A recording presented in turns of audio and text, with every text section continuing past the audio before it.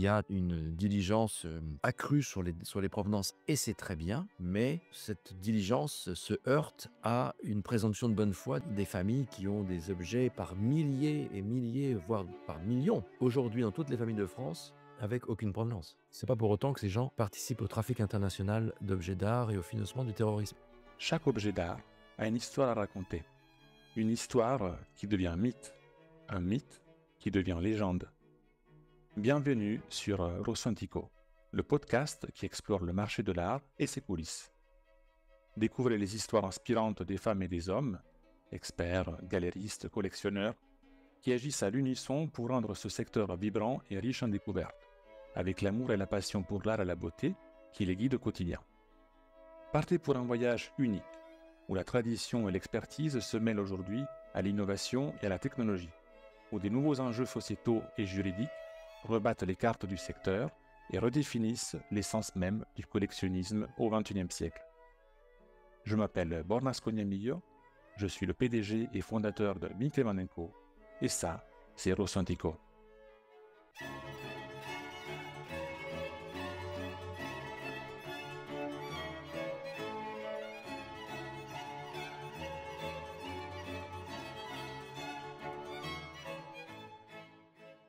Alexandre Schilo, bonjour. Bonjour, Comment allez-vous? ça va très bien, merci. Eh bien, écoutez, moi, je suis ravi de vous recevoir sur Rosso Antico. Nos auditeurs seront très contents de voir qu'on continue avec les protagonistes du marché de l'art français et international. Et on a la chance d'avoir aujourd'hui le président d'une grande maison de vente française et aussi président de Doco, qui, voilà, ça va sentir, son nom parle pour lui-même. Donc, j'ai de la chance de vous avoir avec nous pendant une petite heure. Avant tout, Alexandre, je vous demande de vous présenter.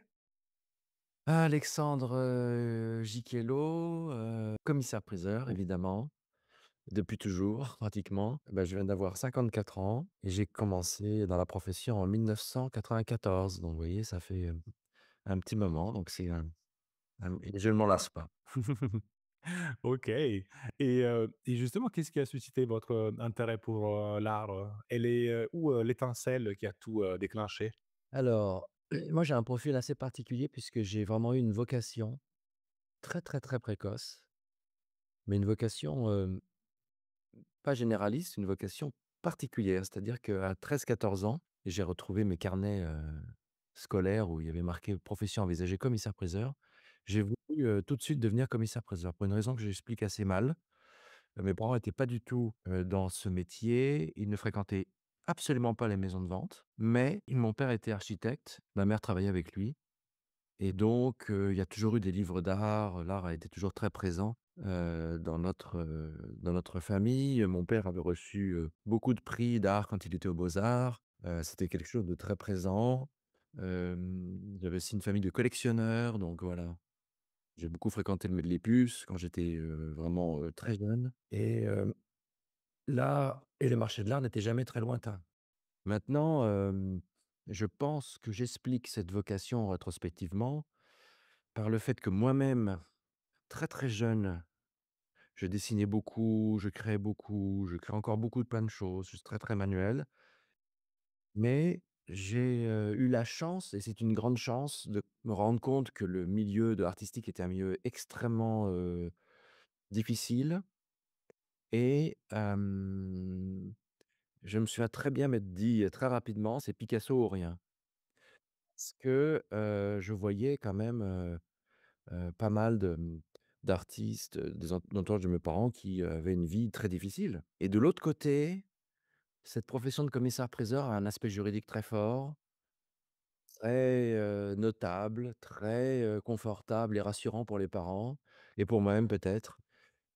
Cette formation à la fois de juriste et d'historien d'art, complétait parfaitement un tableau que je m'étais imaginé donc je l'explique aujourd'hui un peu comme ça. Mais très, très tôt, j'ai eu cette vocation, j'en ai jamais dévié, ce qui a été pour moi une grande chance puisque, ça m'a évité de faire des études de mathématiques ou de je ne sais quoi, de première S, terminale C, comme tout le monde faisait à l'époque. en droit, j'ai pas fait de droit des affaires ou droit administratif ou droit de je sais pas quoi. J'ai directement, attaqué le droit civil et les carrières judiciaires.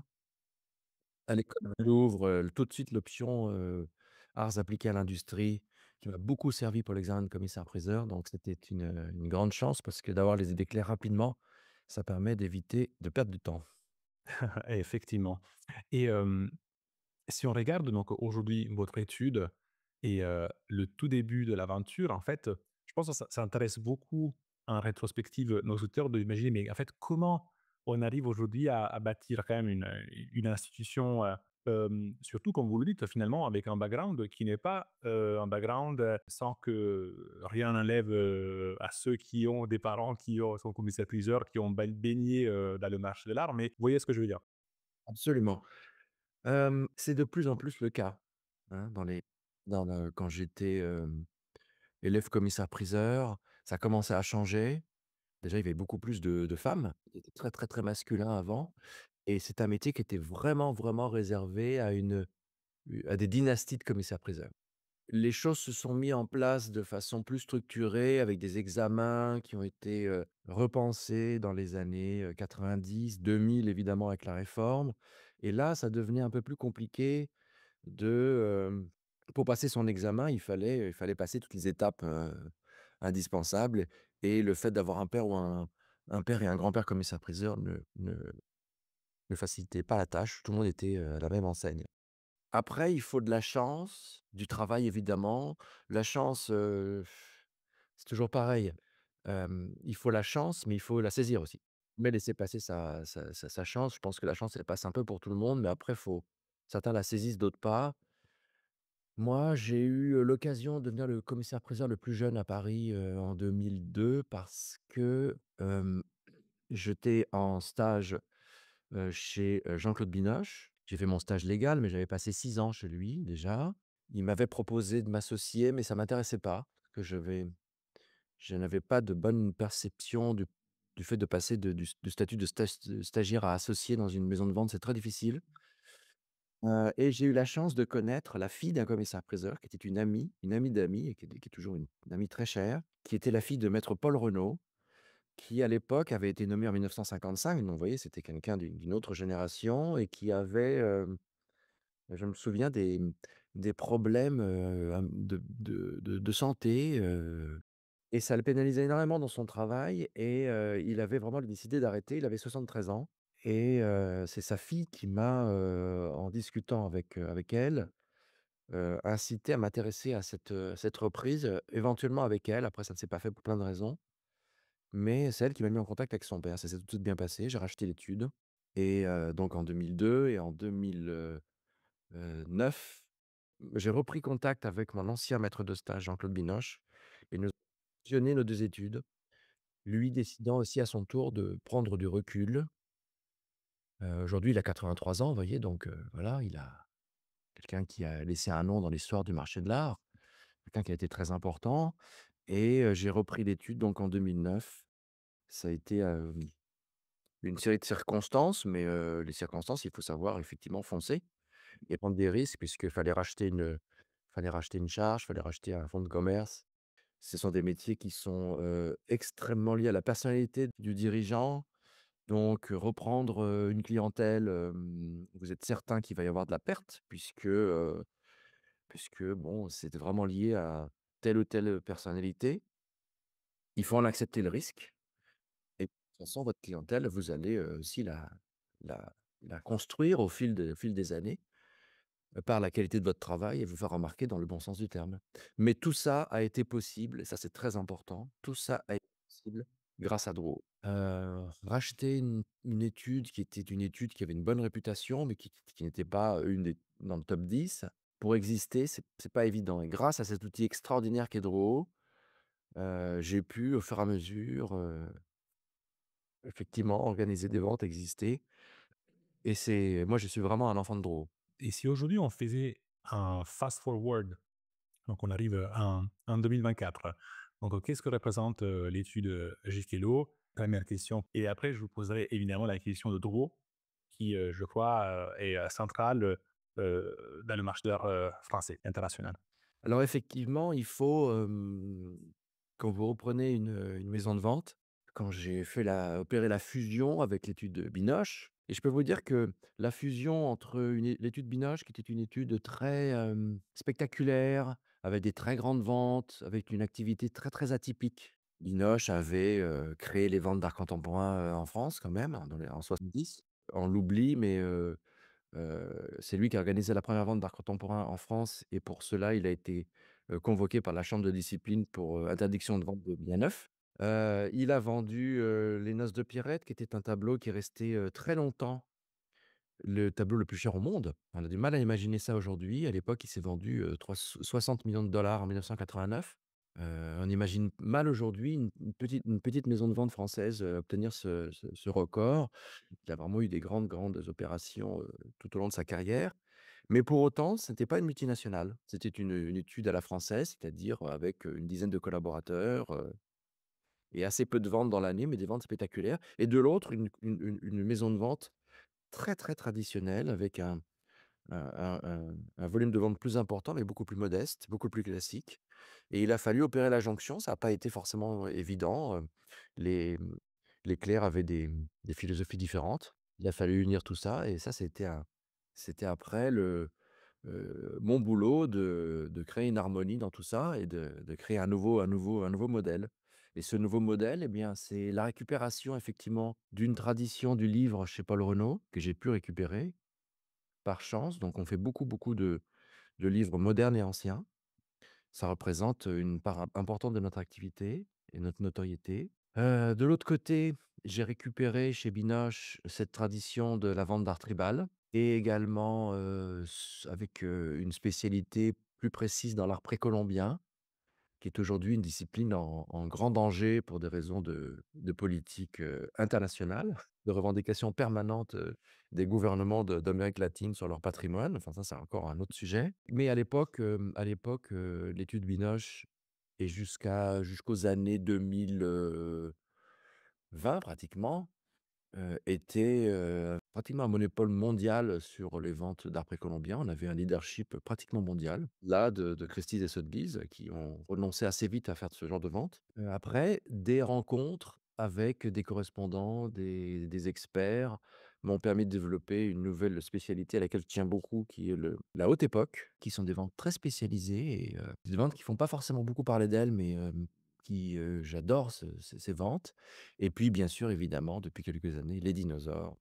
Alors ça, qui font beaucoup, beaucoup parler d'eux, qui est un système, très particulier en dehors des sentiers classiques du marché de l'art et de la vente publique, avec une clientèle tout à fait particulière. Clientèle qui n'est pas du tout une clientèle d'amateurs, d'art classique et qui sont, et qui ont des profils, évidemment de richesse et de notoriété très, très importants avec des acteurs américains, des Japonais qui vont sur la Lune et cetera. Enfin, c'est des trucs, un monde très particulier, mais qui a, pour moi, l'avantage énorme d'avoir une visibilité incroyable. C'est-à-dire que vous pouvez vendre, 15 tableaux anciens à 10 millions d'euros, personne ne parlera de vous. Vous allez vendre un dinosaure à 500 000 € et vous allez avoir toute la presse internationale. Donc, c'est injuste, mais c'est comme ça. Vous savez que vous parlez avec un archéologue, mais moi, ça me fond le cœur quand je vois qu'il y a des pièces de qualité muséale, l'estimation des pièces archéologiques qui sont juste incroyables, vis-à-vis alors, de tableaux contemporains que peut-être moi j'avoue, je n'accrocherai pas chez moi, mais voilà, c'est une question de goût, peut-être de mode. Ah, c'est une question de mode, c'est une question de goût, c'est une question, d'une fabrication d'un marché, depuis, je dirais les années 90-80, jusqu'aux années 90, le marché de l'art contemporain était un marché, régulé par exactement les mêmes règles que tout le reste du marché. Les meubles anciens ou les tableaux anciens, à une époque où d'ailleurs, le 18e régnait en maître sur le marché de l'art, hein. Et progressivement, on a, observé une modification structurelle très importante de l'art contemporain et qui a entraîné dans son sillage l'art moderne, c'est-à-dire l'art du XXe siècle pour simplifier, avec une explosion une explosion du marché des finances, de la finance et donc on a adopté, les recettes de la finance au marché de l'art et on a créé un marché parallèle avec pratiquement une devise parallèle qui est celle des tableaux, contemporains et un peu modernes et ce qui fait que, et le tout financé autofinancé par les galeries, à l'origine. Par les très grandes galeries, c'était Saatchi, c'était Gagosian, tous ces gens-là qui ont compris que, pour créer des cotes, puisqu'on parle de ça, hein, on va, utiliser le même système économique, microéconomique que pour, heu, les startups, l'industrie informatique et cetera et cetera. Donc un système qui a, autofinancé, garanti, heu, prise de risque, partagée avec des investisseurs, vous connaissez le système. Ça, c'est pas le marché de l'art. Le marché de l'art, c'est mettre sur le marché une œuvre et attendre les offres, le marché de l'art aux enchères publiques, hein, et attendre les offres des acheteurs. Il y a un vendeur, un acheteur et aujourd'hui, le vendeur, on ne sait plus qui est le vendeur vraiment puisque entre temps il a pu changer pour une institution financière et surtout l'objet est d'art contemporain souvent est prévendu donc de toute façon la cote est assurée et cetera et cetera. Ce qui fait qu'on crée effectivement des Jeff Koons, des Damien Hirst, des gens comme ça qui ont une cote, le lapin vendu par Christie's, il y a une dizaine d'années, le lapin, métallique à 91 millions de dollars. Il y en a 4 exemplaires en plus, bon, truc en PVC, quand on voit effectivement, une statue, hellénistique, qui ne vaut pas 91 millions de dollars, on se pose des questions, mais c'est comme ça, c'est la mode, vous savez, le mobilier art déco, valait absolument rien avant la vente Doucet en 74. En 74, on vendait, les gens s'entretuaient pour des collections de philatélie et d'étain qui aujourd'hui ne plus rien du tout. Regardez le prix des meubles 18e, en 1900, qui eux valaient très, très cher. Aujourd'hui, les chefs-d'œuvre font très cher, mais le mobilier classique ne vaut plus rien. Il y a des modes qui font partie de la vie et de la mort du marché de l'art classique et puis après des structurations, financières qui font partie de la vie et pas de la mort pour l'instant, du marché de l'art contemporain. Mais moi je ne je considère ce marché comme vraiment tout à fait différent du marché que moi je connais et j'apprécie. D'accord, oui, très bien. Sur, le public, les différences substantielles entre le marché de l'art, ancien et contemporain, aussi au niveau des profils, des acheteurs, donc vous constatez une différence? Il suffit de prendre un élément de référence qui est l'existence des bords francs. Un collectionneur, il va acheter un tableau, il va l'accrocher chez lui, tout de suite. Un investisseur, il va acheter le tableau, il va jamais le voir, il va le mettre au port franc, en attendant de faire une plus-value. Donc et en attendant, pendant cette période-là, il ne paye pas de taxes ni rien, ce qui est très bien, mais pourquoi pas? Mais ni ça c'est très bien, mais voilà, le profil est tout de suite dessiné. C'est-à-dire qu'entre un amoureux de l'art qui va rêver du tableau pendant des semaines avant la vente et l'accrocher chez lui, en profiter tous les jours et tous les jours se dire: «Qu'est-ce que j'aime mon tableau» et tous ces ports francs qui sont remplis d'œuvres d'art et je parle des ports francs, mais on peut parler des garde-meubles autour de Paris, quand moi je fais des inventaires, très souvent dans ces garde-meubles, vous voyez, ils sont remplis, remplis, remplis de caisses avec des noms, d'œuvres contemporaines et ça, j'appelle ça de l'investissement, j'appelle pas ça l'amour de l'art.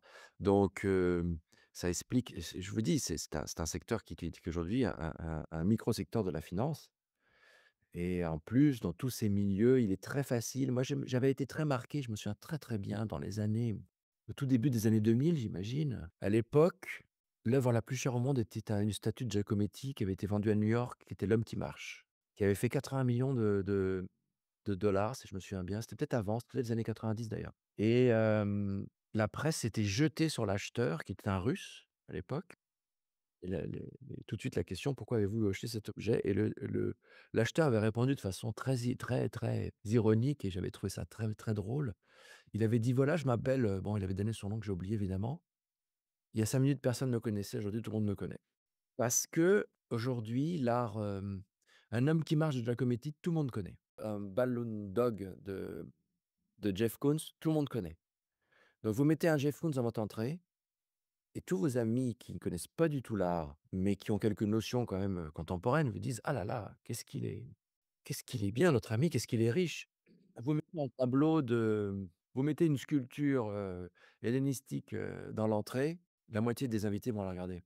Donc Il y a aussi ce côté contemporain de il faut, et les fortunes qui se font très rapidement dans le monde des nouvelles technologies, dans n'importe quel secteur de l'économie, ce sont eux qui vont acheter beaucoup.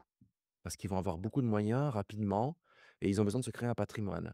Et la facilité, c'est quand même d'aller acheter des choses que tout le monde reconnaît. Donc on va acheter, effectivement des icônes, de l'art moderne et contemporain et c'est beaucoup plus facile. Alors on va acheter un Basquiat, très, très cher et effectivement et encore Basquiat, je suis pas sûr que tout le monde connaisse vraiment bien, mais il y a des choses comme ça, qui sont emblématiques. Mais je vous dis, on va acheter de l'art contemporain plus facilement parce que le bagage intellectuel et culturel est beaucoup plus léger. Parce que ça fait appel à des connaissances qui sont, beaucoup plus limitées. Pour apprécier une sculpture hellénistique, pour reprendre cet exemple, parce qu'il vous est cher, ou encore plus, archaïque, vous voyez? Il faut avoir là déjà un certain bagage, occidental, d'histoire de l'art, de culture que beaucoup n'ont pas.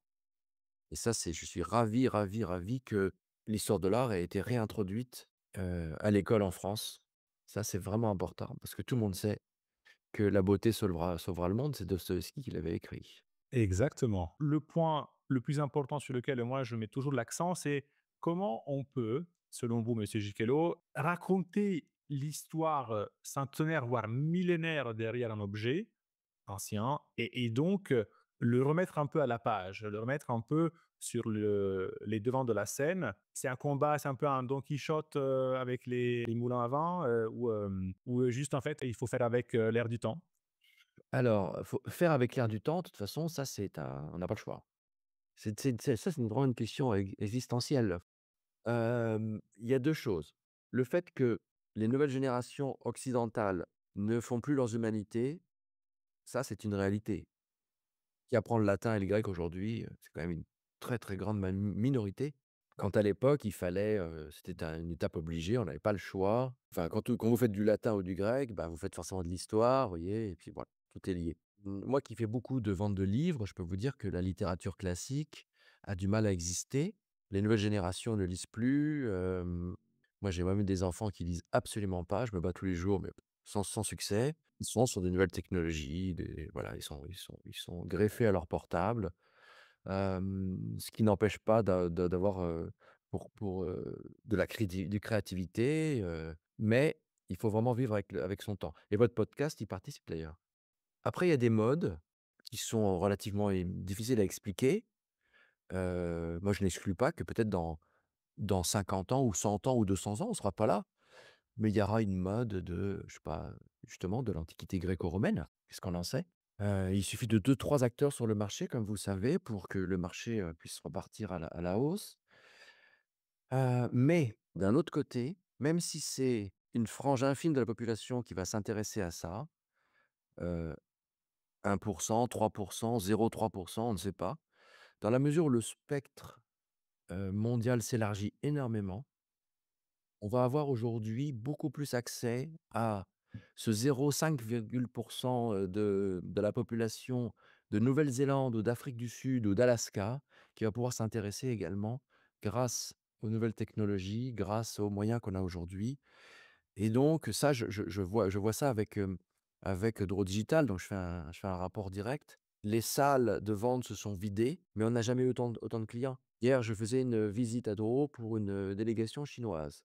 Donc on avait des salles avec des ventes qui marchaient, très bien.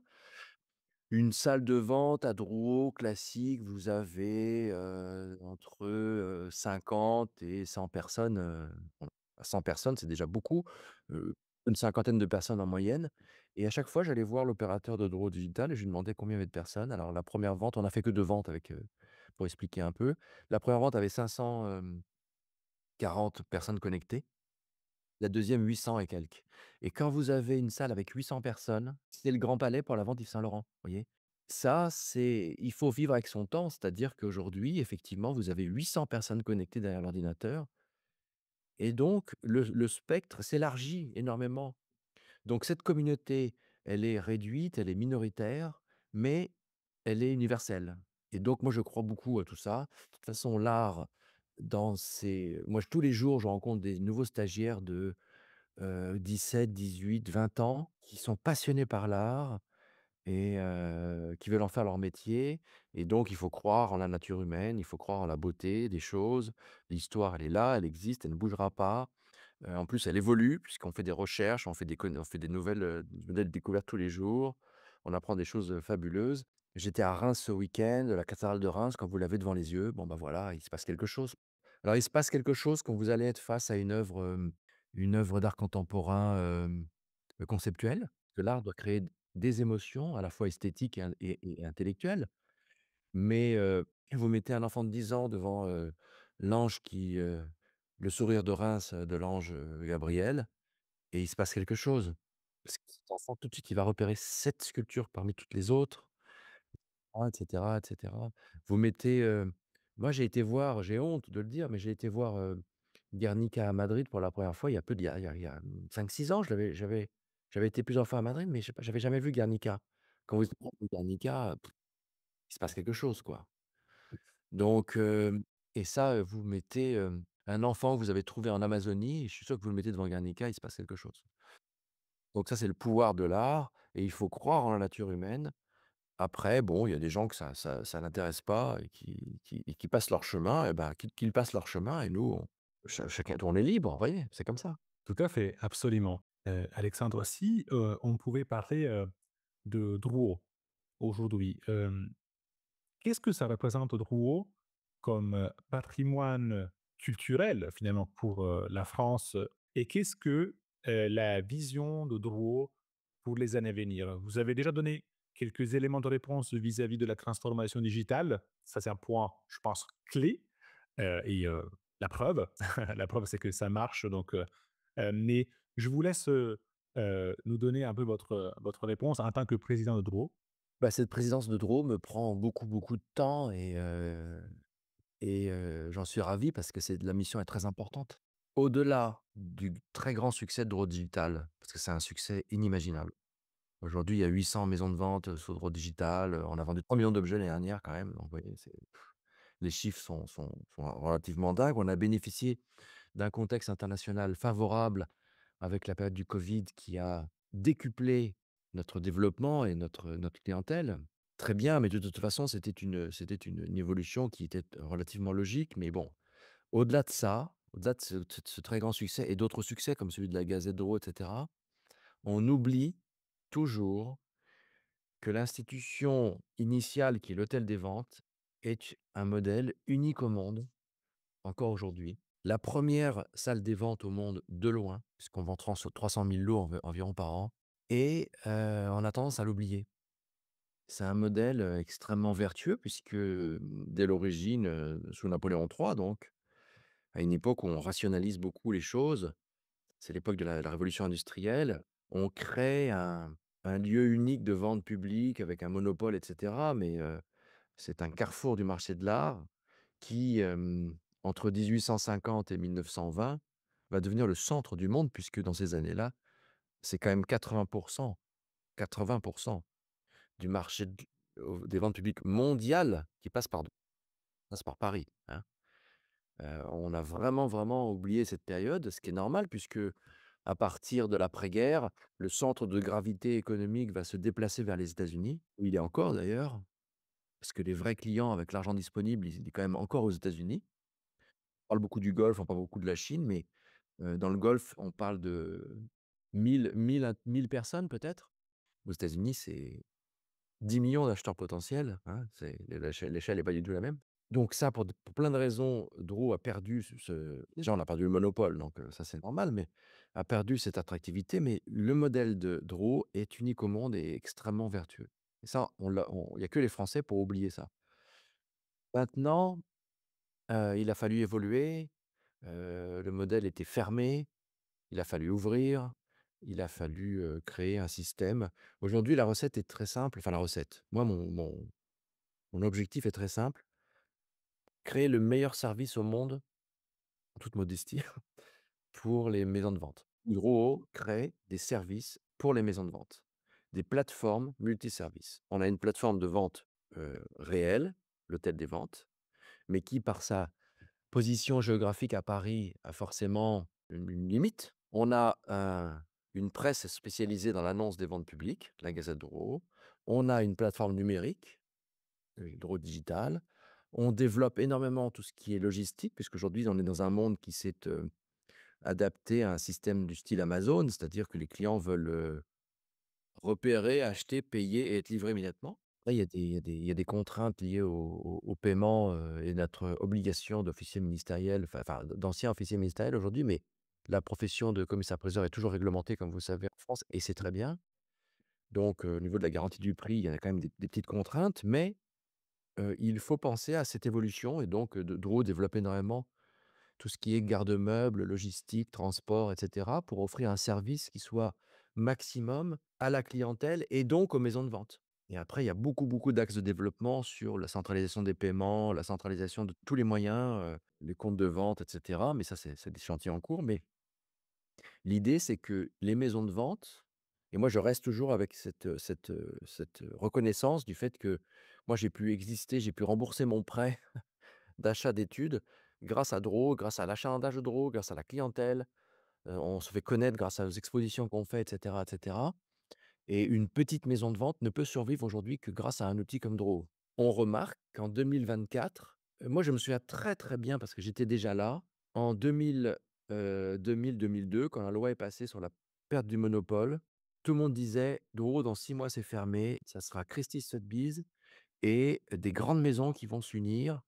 Pierre Berger avait cette ambition et des groupes qui se sont créés immédiatement, Piazza, et cetera, et cetera. Aujourd'hui, on se rend compte qu'il y a encore beaucoup, beaucoup de petites maisons de vente, à taille, moyenne, voire modeste et qui existent, qui continuent, qui font de très bonnes ventes, mais ça grâce à un outil comme Drouot. Moi, vous m'enlevez Drouot, rue la Boétie, si je trouve une salle de vente pour attirer les clients et cetera, ça va être très, très difficile, vous voyez? Donc, cet outil permet aujourd'hui encore un modèle de vente publique à la française, c'est-à-dire, heu, avec l'ancien modèle de la profession libérale, avec un commissaire-priseur, une équipe réduite, mais des clients et grâce à la richesse du patrimoine français, on trouve encore beaucoup d'objets et on peut encore, aujourd'hui, quelle que soit la taille de son étude, faire des records mondiaux sur des objets. On les voit tous les jours, quelle que soit sa taille. Évidemment, les multinationales, parmi lesquelles évidemment il faut citer Sotheby's et Christie's, mais qui sont magnifiques. En plus, elles appartiennent à des Français, donc elles doivent être, c'est notre fierté aussi. Elles travaillent différemment, de façon extraordinaire. Elles attirent beaucoup, beaucoup, beaucoup de marchandises, ce qui est normal. Il y a un côté rassurant à vendre effectivement chez une multinationale dont on sait qu'elle a fait beaucoup de records et on a l'assurance qu'elle aura beaucoup de clients, c'est évident et c'est très bien. Mais on a encore notre mot à dire et sur une frange plus modeste qui est celle entre, moi je dis toujours entre 3 000 et 3 millions. Là, je pense qu'on a vraiment, vraiment pas à rougir, du travail qu'on fournit qui, à mon avis, est excellent. Et j'en ai la preuve tous les jours. Maintenant, Drouot, ça reste une institution française importante. Hem, Ça reste dans l'inconscient un peu collectif, dans l'histoire de France un petit peu, à sa place, modeste, mais à sa place quand même. Hier, j'étais avec cette délégation chinoise, je vous en parlais, et il me dit: «Drouot est connu en Chine». Le nom de Drouot est connu en Chine, pas par tout le monde évidemment, mais par les connaisseurs. Heu et il faut absolument, être fier de cette histoire et de tout ce qu'ont créé nos prédécesseurs. Intéressant. Hem, dans ce monde globalisé et international, aujourd'hui, quelle est la place, enfin, comment on peut décliner le rapport entre, les maisons de vente et les galeries d'art? Est-ce qu'elles sont, foncièrement concurrentes ou est-ce qu'elles peuvent coexister et peuvent chercher à collaborer, si c'est déjà pas le cas finalement? Bien sûr. Alors, il y a 2 choses. La première, là, vous avez touché du doigt quelque chose qui pour moi est fondamental et c'est ce que je répète à longueur de temps. C'est-à-dire que moi, aujourd'hui, on est dans un monde qui a vécu une phase de, confinement. On a vu à quel point les hommes ont souffert de ce confinement, ont souffert de cet, isolement. Aujourd'hui, l'homme reste un homme et il a besoin de contact, d'échange, de sociabiliser. Et moi, c'est mon grand axe de réflexion à Drouot. Je veux que Drouot redevienne, ce qu'il est en grande partie quand même encore aujourd'hui, un carrefour international du marché de l'art. C'est-à-dire qu'on se rend à Drouot et là, on va croiser des marchands, des restaurateurs, des conservateurs, des collectionneurs tout simples et tout, et on va créer l'impromptu. C'est-à-dire que, au hasard des rencontres et des expositions, on va effectivement échanger avec tel conservateur qu'on n'a pas vu depuis des années et qui est venu pour le salon du dessin, qui est venu pour, Art Basel Paris, qui est venu pour, la biennale, qui est et cetera et cetera. Et là, on va échanger: «Tiens, est-ce que tu as vu que, untel avait sorti tel livre sur, technique de la fusion de je sais pas quoi. Ah bah non, attends et tu sais, j'ai appelle de ma part machin, il va te» vous voyez? C'est ça, les échanges et ça, je joue beaucoup là-dessus puisque l'homme a besoin encore de ça. C'est très important et c'est un peu comme quand on fait des recherches en bibliothèque. On va sur internet taper Modigliani, paf, on va tomber directement. Quand en bibliothèque, on prend un livre, on sait qu'il y a des références sur Modigliani dans cet ouvrage et qu'on va tourner les pages et qu'on va découvrir autre chose, ce qu'on ne cherche pas, voyez? Là, bah, à Drouot, c'est important de trouver ce qu'on cherche pas aussi, voyez? Et donc, ça, j'y tiens beaucoup, beaucoup. Quant à le marché de l'art, c'est un écosystème et ce marché de l'art, il comprend les conservateurs de musées, cet écosystème et très longtemps, il y a eu cette cloison opaque entre le marché de l'art et la conservation. C'est une erreur parce qu'on est tous concernés les marchands, les courtiers, les restaurateurs, les spécialistes. On est tous des acteurs du marché de l'art et on fait tous partie de cet écosystème. Il est vrai que pendant des années, si on reprend l'histoire de Drouot, par exemple, pendant un siècle pratiquement, les marchands étaient tout-puissants. La vente publique était, organisée et diligentée par des officiers ministériels qui faisaient pas de commerce et qui avaient moi j'ai connu cette époque, un rapport avec, on n'avait pas de clients. C'est-à-dire on avait un rapport très froid avec, les objets. On faisait une opération qui était la vente publique, qui était très solennelle et on faisait assez peu d'efforts et il a fallu prendre conscience progressivement qu'en face de nous, on n'avait pas uniquement des usagers, mais on avait des clients. Donc il fallait s'occuper des clients quand même. Ça, il faut le dire, ce sont les maisons anglo-saxonnes qui, à leur arrivée, dans les années 2000, nous ont appris ça. Mais jusqu'à ces années-là, les grands marchands faisaient la loi, très clairement. La vente publique était secondaire. Aujourd'hui, on constate l'inverse. C'est-à-dire qu'aujourd'hui, la vente publique est devenue centrale et hem, les grands marchands qui existent toujours pour certains, mais il y en a moins, vous avez remarqué, souffrent un peu de cette concurrence des maisons de vente principalement internationales, principalement liée au fait que depuis 2011, ces maisons de vente ont le droit d'acheter et vendre et de faire du commerce, faire des ventes de gré à gré et cetera, au même titre que les marchands et non plus simplement de la vente publique telle qu'on l'a connue de façon classique. Donc, il y a eu un inverse, il y a eu un peu une redistribution des cartes et la balance commence à pencher de l'autre côté. Mais jusqu'à quand? On verra bien. Il n'empêche qu'aujourd'hui, nous sommes tous liés. C'est-à-dire que la vente publique, aujourd'hui, a encore en volume et en prix, pratiquement 80 de professionnels comme clients. Ça, c'est un chiffre qu'on a tendance un peu à oublier, mais aujourd'hui, les acheteurs en vente publique, ça reste encore des professionnels et c'est bien normal. Il faut des connaissances, il faut du temps, il faut s'organiser, il faut voilà, c'est ceci, pas évident quand on est amateur, même éclairé d'être libre, le mardi à 16h35 pour acheter un objet et cetera. Mais certains le font, mais ça reste minoritaire. Et puis, de toute façon, on est tous interdépendants puisqu'on va heu, fournir de la marchandise aux marchands. Les marchands vont, eux, apporter leurs connaissances, ça c'est très important, mais on est vraiment tous dans le même bateau et moi je suis totalement opposé à cette guéguerre entre à la fois les marchands et les conservateurs. Ça, alors là, ça n'a pas de sens. Alors oui, quand un commissaire-priseur, fait une erreur d'estimation, un marchand, qui lui connaît bien le va pouvoir faire effectivement une plus-value. Et c'est la règle du jeu, ça a toujours été comme ça. C'est au commissaire-priseur d'être meilleur. Heu, les marchands font la même chose entre eux, c'est-à-dire que celui qui connaît bien un secteur va racheter à l'autre un objet que l'autre aura moins bien identifié. Ça c'est depuis l'Antiquité, mais on est vraiment, et on a pu le voir lors des discussions sur le changement de taux de TVA, pour le marché de l'art, qui concernait quand même un peu moins les maisons de vente. Et moi, j'étais le premier à dire qu'il fallait vraiment, vraiment être unis face au gouvernement qui a réagi de façon formidable d'ailleurs, il faut le dire, hein. Et là, on avait un marché de l'art uni et il faut rester unis parce que ça reste une parcelle du prestige de la France, quand même. Très bien, très bien. Et Alexandre, déjà, merci pour tout ce que vous avez partagé avec nous. C'est vraiment très précieux. Je pense que nos auditeurs, apprécieront, beaucoup. Hem, peut-être, alors ça, c'est une question que je pose, normalement au début de l'interview, mais après, vous avez si bien parlé que je me suis dit: «Tiens, je la garde pour la fin» et je pose cette question sous un angle presque sentimental. Est-ce que vous avez un objet qui vous est cher ou un objet qui est passé, en vente, dans votre étude, qui a une histoire intéressante, une anecdote?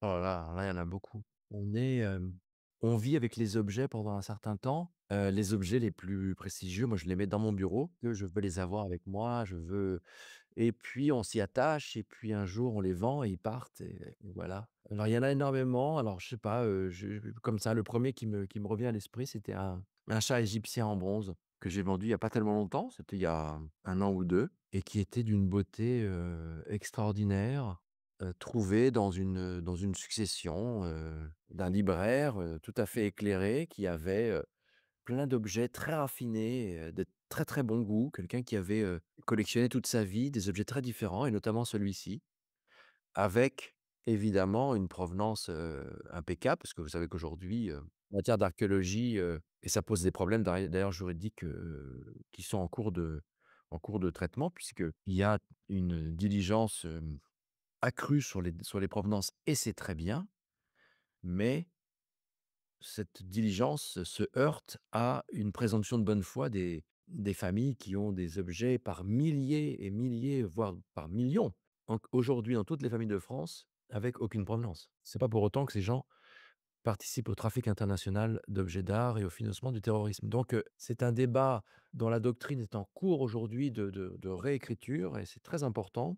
Mais cet objet était, magnifique, les vendeurs étaient sympas, c'était dans un appartement très, très, très joli, dans un vieux état particulier dans Paris. L'objet a fait très cher parce qu'il a fait 1 million d'euros. Les recherches, sur l'objet étaient sympas, tout le monde, en plus on avait fait j'avais organisé une mise en salle, un peu particulière, où j'avais mis un grand tapis rouge qui menait directement à Dro.